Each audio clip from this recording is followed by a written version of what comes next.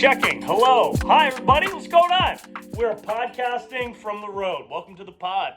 I hope the AirPods are giving good audio. I don't know. I can't tell because I can't hear anything because I don't have the noise isn't coming back through my AirPods. So I'm just making a guess. But this lighting is making me look 3.5 years younger, and I'm digging it. I hope you guys are good. Welcome to episode whatever the fuck of the VibeCast with Brent Pella. This week's episode is brought to you by some killer people. Don't skip the ads. You know how we do. The ads are the most fun part of the show. Okay. First and foremost, brought to you by Vibe Rose at Vibe Rose on Instagram. We are launching this month. I still don't even want to tell y'all too much about it because I'm so excited that I want the moment that I tell you everything about it to really be a big, fun, happy moment and not be me on 2 hours of sleep in a hotel room in Philadelphia. So go to Instagram, follow at Vibe Rose. That's VYBROSE. We're dropping this month. We're going to do a sweet hookup deal for everybody that follows the Instagram, and a bunch of cool stuff is happening with that project this year that I'm so excited about. Also brought to you by Masszymes from Bioptimizers and Newtopia from Bioptimizers. Bioptimizers is the fam. If y'all have been rocking with me for a little bit, then you already know that. Newtopia is their customizable line of nootropics. Nootropics are, it's a supplement that is specifically designed to help optimize your brain function and different aspects of cognitive abilities. It's not going to let you see through walls. I've already tried, but it's going to do pretty much everything else. Go to nootopia.com/Brent. That's nootopia.com/Brent for a discount. Also brought to you by Cacao Bliss from the homies over at Earth Echo Foods. I love this product. I've been using it for years, and I'm super happy to start working with them. It's delicious ceremonial grade cacao. If you've never been to a transformational music festival, you probably don't know what that means, but it's okay. Cacao has a ton of properties to benefit your health, antioxidants, natural energy, and a bunch of other things that can help balance your mood and help you feel your best. Okay, so Earth Echo Foods, look up Cacao Bliss. I do not have a discount code for this week, but I will next week. So if you buy something from them, just say I sent you. Okay, moving in to the episode. We're here in Philly. I'm out in Philadelphia right now. I've been on tour for a couple days this week, and I'm very tired, real tired. Starting to get a little sinusy up here too. You know, a couple back-to-back flights in a row, and a lot of driving a rental car on the New Jersey Turnpike. I think will make anybody sick. I don't even think it was the flights or any type of like food sickness. I think it was literally spending more than 10 minutes driving through New Jersey is what made me sick. I think that'll make anybody sick, honestly. That turnpike is something else, dude. If you guys live in Jersey, I don't know how you do it. Whoever designed that turnpike must have been on acid. Had to have been. That's the only way. The only way the New Jersey Turnpike could have ever been dreamt up is if somebody popped the tab and started drawing on a piece of paper like, wait, yeah, it's got to be like this. Let's add like 7 right-hand turns here, and then maybe a 359-degree angle here. I guess that, well, no, a 1-degree angle. That's the sharp, I don't know, I forget math, but you get it. Yeah, man, Philly's fun. I'm on tour all summer. It's a good vibe tour. BrentPella.com/shows. Later this month, we got Bloomington, Minnesota coming up. Los Angeles on June 10th and 11th. We're doing shows with Don't Tell Comedy. So go to don'ttellcomedy.com. June 10th is going to be in the Manhattan Beach area down by LA. And June 11th is Saturday, and that will be in Culver City in LA. So come through for that. And we're doing free tastings for Vibe Rose. Those shows are going to be sponsored by The Vibe. So cruise out, come hang, come kick it, come say what up. Beyond that, what else? Denver out in August. I think August 4th. I'm finally coming to Denver for the first time. Very excited. What else is fun? San Diego, July 29th through 31st. That'll be a blast. And then a bunch of other places too. Oklahoma City, Dallas, and other places I can't think of right now because my brain is all New Jersey Turnpiked out. But yeah, man, we're on the road.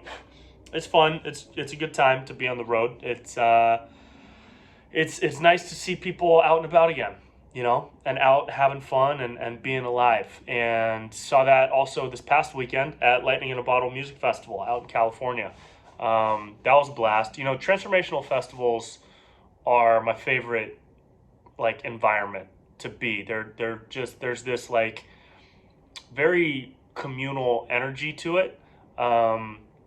To a transformational festival that you don't really get at a place like Coachella or Outside Lands. Those are much more commercial, and it's full of people on their phones and trying to get good pics, and that's all good. It's fine. They should exist for that reason. There's plenty of people that want that, but I really enjoy just dressing like you know a hippie bum wook type dude and going out to the desert and listening to bass music with my friends.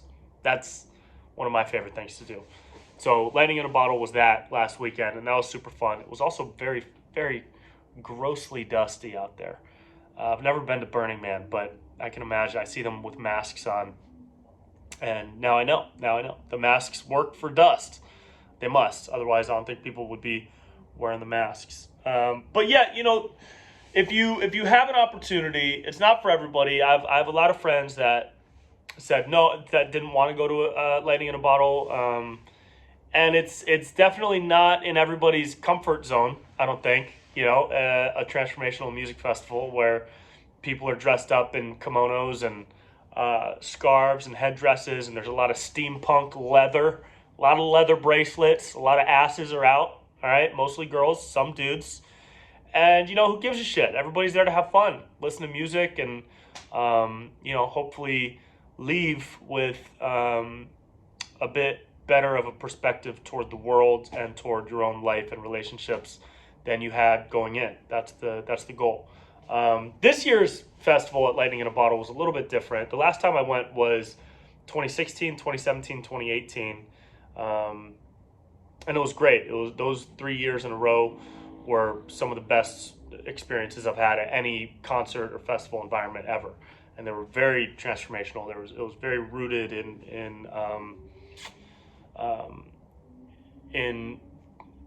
it was rooted in what it felt like to me was that it was rooted in the intention of bettering your state of mind when you left the festival, creating relationships that would last, and adopting the ethos of the festival, which was very much respect for the world, honoring the world, the earth that you live on, and honoring your life and your body and other people's lives around you through communication, the way you interact with people, through the music and the celebration and the partying. It was all very conscious, which, and by that, I mean, when somebody would bump into you, they would say sorry, and then probably start talking with you, and 5 minutes later, the dude who bumped into you is now like a good friend for the rest of the weekend. Whereas at a festival like Coachella or EDC, somebody bumps into you and they turn around, their pupils are bulging from the shitty pressed pills that they just took, and now you have an enemy. You know what I mean? And they're mad and you're mad, and it's just a different like ethos, you know what I mean? So that's what LIB was in 16, 17, 18. This year was a little different. It felt a little more commercialized, a little more mainstream. Just overhearing people's conversations, people were talking differently here and there, talking about getting fucked up or like how crazy their like visions were, and it was fucking a trip and da-da-da-da-da. And that's not really my vibe. But to each their own, as long as they had a good time and they were safe, cool. But it's just not, it didn't feel like the original LIB. So if any of y'all have ever been to Burning Man or, I don't know, Woodstock back in the day, I guess that might have been the first ever transformational festival, huh? That's more in line with what I dig. And it was a good time. It was a great time. Had some great experiences. Bought a really cool piece of art from Gavinger. He's an artist out of Asheville, North Carolina. I think that's in North Carolina. He goes by Gavinger. His name is Gavin, Gavinger with an underscore at the end on Instagram. You can go check out the painting I just bought. Super dope. Cool dude. One of the first pieces of art I've ever bought, so that felt pretty cool, buying a piece of art from a fellow artist. And yeah, it was cool, man. What else we got? Dude, hey, man. Fucking, hey, America, stop shooting. Stop shooting shit. You know what I mean? What the fuck's going on? I was driving to Philly today. My friend texted me and he said, "Hey, dude, are you good? I heard there was a shooting in Philadelphia last night."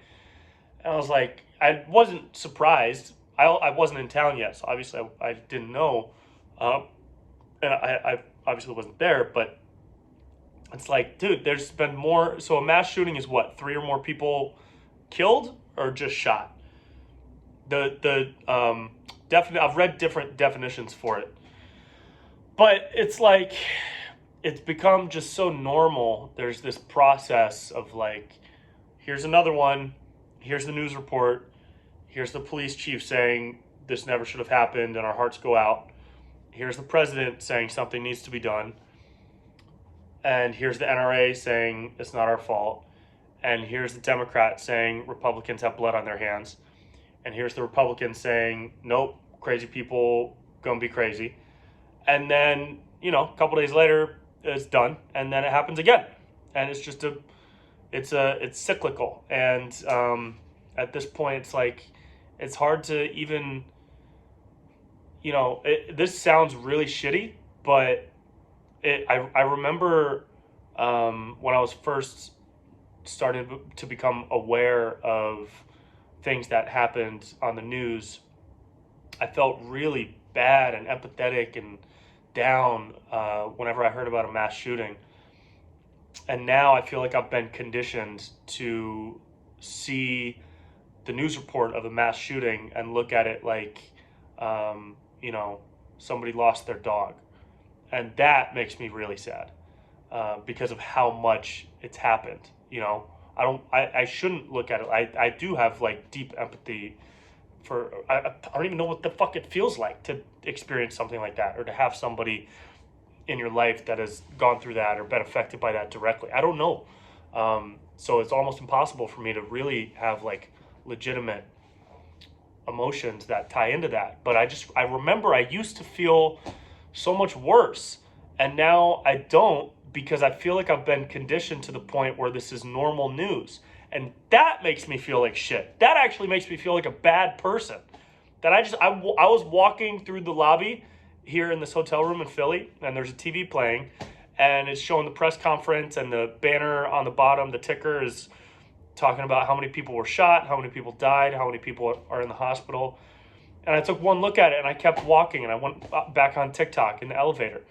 And then I got to my hotel room and I was like, holy shit, I just walked right past that like insane event that's being talked about on the news.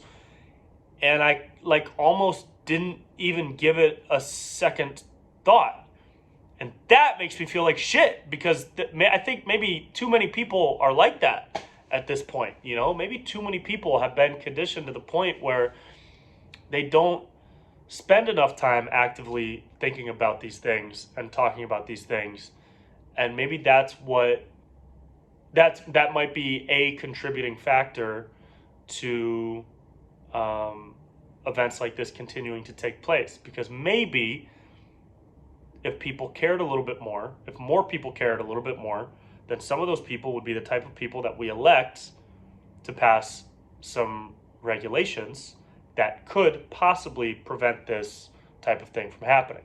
And anybody who says that there's nothing that can be done in terms of like gun reform, not gun regulation, reform, is a different thing to me. And everybody's entitled to their own opinion. But I like the word reform because I not knowing a ton, but knowing enough about what it takes to get a gun, I feel like it should be a little bit harder, just a little bit. And if you're not a crazy person, you shouldn't fucking care about that. But if you're a crazy person, then you should care about that because you shouldn't be able to get a gun as easy. If the weapons are bought legally by people that are psychotic, then maybe we need some infrastructure to check in on people with those weapons, just to make sure they're not crazy. You know what I mean? What does that look like? I don't know what that looks like. Maybe that looks like, you have to take a driving test to get a car. You don't have to take a shooting test to get a gun. So maybe you need to be actually tested and interviewed for 5 minutes and take a little quiz. Maybe you do have to take a quiz in some places. I don't know. But you don't have to like prove that you know how to use a gun. And I think we might just be lacking the resources and the infrastructure to make sure that crazy people don't have as easy access to guns. Um, and then, above and beyond that is the mental health crisis that just continues to be swept under the rug, that a lot of people enjoy ignoring and not even talking about. But there are a lot of people out there that are not balanced and that show signs, and those signs get ignored by friends and family, or um, like not discussed enough or not acted upon enough. And then that leads to things like this and things like what's been happening over 200 times this year. I think more than 3 people have gotten shot, and by a lot of definitions, that's a mass shooting. So I don't have the fucking answer. I don't. This is just a dude ranting in a Philadelphia hotel room with a little bit of sinus pressure going on in his nose. Okay? So I don't have the answer, but it sure as shit doesn't involve nothing. And the reason I like the term reform is because that has the connotation of taking a topic or a situation and making it better to me, rather than regulation, which makes it sound like you're going to regulate something, you're going to make it stricter, you're going to tighten up access in a bad way. If you tighten up access to guns in a good way, then less bad people get the guns, dude. You know? And if you're just a dude you want to have an AK-47 or an AR-15, sure, I don't give a shit. Fine. Yeah, those are fun to shoot. I get it. I understand. You shoot at targets all day. It's fun. And if you're not a fucking idiot or a crazy person, have one and shoot at a target in a safe, legal place all you want, and shoot at the wild boars that are taking over Texas or whatever other shit is going on out there. I've read about that. I understand. But, also, if you want to own an AR-15, take a test, okay? Get certified, all right? Be required to do like an annual hour of proving that you know how to use it, or like every 3 years you have an interview to make sure you're not psycho, something like that. That doesn't seem like a big deal at all. Something minimal, like how if you want to drive a car, you have to take a test, physical test and the written test, I don't understand why that is such a big deal to a lot of these people that are pro-gun. Like you should want that, because then less people will be able to get guns that are crazy, and then we'll have at least a few less mass shootings. That's the theory, at least. That's the theory. I don't know. It's and it's also it's ridiculous that people that are super pro-gun want zero reform. Like y'all don't want anything new to change. Y'all don't want it to be any harder for crazy people to get guns. I understand you want crazy people to just not be crazy, and maybe the best way for that to happen is a lot more resources be put into mental health. That should happen too. Both of these things can be true at the same time. These are not mutually exclusive things. Both of these things can be true and should happen at the same time, in your boy's opinion, okay? But, the reform thing is like when people were talking about defund the police. That's dumb as shit, but the police do need reform, right? Like reforming the police would probably be pretty nice, Maybe don't allow an officer to work for 24 hours straight.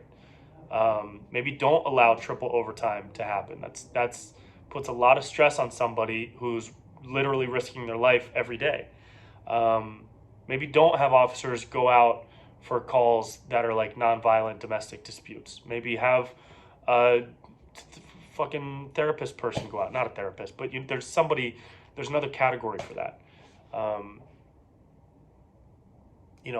Just easy reform things. There's other things that I read about that involve police reform, but not defunding.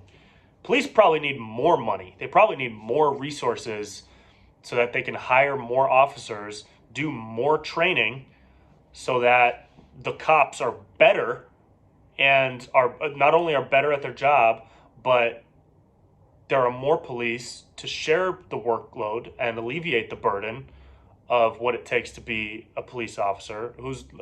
Police officers are like, they're everyday superheroes. You know what I mean? They're already going through they're the first fucking wall against crime and bad people. We should be giving them more resources, not more bazookas and guns, but more money for training, more money for pay, probably, so that they don't have to work triple overtime shifts. There was a case not too long ago where an officer shot somebody and he was working an overtime shift. It was like his second or third overtime shift, and he was like exhausted. You know, you can't make split second decisions like that. I forget. I know it sounds like I'm freestyling this right now because I kind of am, but I remember reading about that. Anyways, the gun thing is like, just reform the rules around getting a gun, and don't restrict people from. If somebody wants to own 500 AR-15s, cool, own that shit. Have your own little stack of guns in a warehouse shed on your property. I don't care, as long as you're not shooting anyone. You know what I mean? We don't need to restrict people's right to own a gun as long as the people are mentally capable of owning the gun. Aubrey Marcus had a great idea. What was Aubrey's idea? Let's see. Aubrey Marcus, if y'all don't know, is one of the founders of Onnit. He might be the co-founder of Onnit, straight up founder, I forget. Here's what Aubrey said about gun licenses. He said, I want everyone who owns a gun, which includes me, to have to earn a license. Okay? He said the license would be granted upon a psychological evaluation, kind of like a driver's license that assesses skills. That's what I just said, except this would be mental health. The agency's testing would have to be government certified, but they should stay independent to help prevent corruption. Because as we know, a majority of places are corrupt, including the fucking NRA. And if you don't think the NRA is corrupt, then talk to Wayne LaPierre and the fucking 6 figures that motherfucker spends on suits and all the other money that they put into private jets and all the other bullshit, just like every corrupt politician. And now I'm fucking ranting for real. Because if you are pro NRA and anti, like, get left-wing politician because Hillary's crooked, hey, bro, fix your brain. They're all broken. All the systems are broken. All right? Everybody's corrupt. Everybody just wants more money and more power. And that LaPierre motherfucker and everybody at the NRA ain't no fucking different. Okay? They don't want a single change to happen because they want more people to buy guns, as many people as possible to buy guns so that they can keep paying for their fucking cigar lounges and steakhouses and private jets and Rodeo Drive six-figure suits. All right? I feel like I'm like a woke Alex Jones here. They're all corrupt, dude. And then Aubrey says the age should be 21, not 18. And teachers would be compensated for being skillfully trained to conceal carry so that they could help protect schools. I love all of these. Fuck yeah, dude. They just raised the age of tobacco smoking from 18 to 21. Alcohol is 21. Yeah, why not have guns be 21? I guess because the Army is 18 and you can operate a gun in the Army. So I guess that won't change. So whatever. But I do like the idea of teachers being compensated a little extra for being skillfully trained to conceal carry. And then give whatever teacher passes that test a gun safe in their room so that they can be ready in case a psycho decides to shoot up a school again, which will happen again and again and again and again and again. It'll continue happening. And giving teachers the option to conceal carry and giving an incentive, like a bonus or something, if they choose to be properly trained to conceal carry and have a gun in their classroom.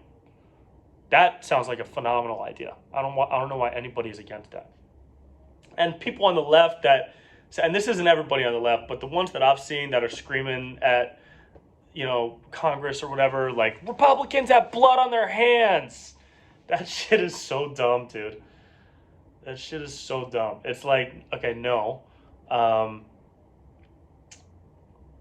You can't just blame an entire section of the country like every single Republican is responsible for all mass shooting deaths. That's wild. People actually think that. Isn't that crazy? Wild. At the same time, if you think nothing should be done in the way of gun reform, I think you're less smart than you could be on the issue. Not on everything. You're probably very smart on many things. But my opinion is that you're not as smart as you could be. It's just little things. It's not going to affect your fucking guns. You know what I mean? Ain't nobody coming for your guns. The slippery slope argument, I understand that. I get it, dude. But you know what? Not with the way our Constitution was written. Not until democracy fully crumbles will they actually come for your guns. You know why? Because you have guns. Them coming for your guns would make you use your guns against the people coming for your guns. Nobody's gonna come for your guns, dude. All right. Anyways. Vote for Michael Schellenberger, California. That's the main message of today's podcast. Today's podcast, wow, we went from, what do we go? We went from, look at my face, isn't that funny? We went from transformational music festivals into a 20-minute rant about mass shootings and gun reform. And I think we're going to top it off with my endorsement for Michael Schellenberger for governor of California. How crazy is that? Huh? Yeah, man. Gavin Newsom sucks, dude. He's just not very good at his job. He's just not very good, you know? And Michael Schellenberger could do a much better job. Michael Schellenberger is running as an independent. And I highly suggest you check him out if you live in California. And if you don't live in California, move to California so that you can vote in our gubernatorial, that's what it is, right? Gubernatorial election this year. The year of our Lord, 2022. Because he's good, he's great. I agree with pretty much everything I've read about the guy and what his policies are. You know, he thinks mandates for this specific COVID vaccine are unconstitutional, or maybe not, maybe unnecessary. Either way, he does not believe in the mandate. He does believe that the vaccine has done more good than bad by a long shot, and I feel the same. But the mandate is trash and should not be done, should not be had. He wants to open up access to more water resources for California, in addition to a few other things. Cleaning up the homeless situation. Somebody on my Facebook page said unhoused the other day. He used the term unhoused.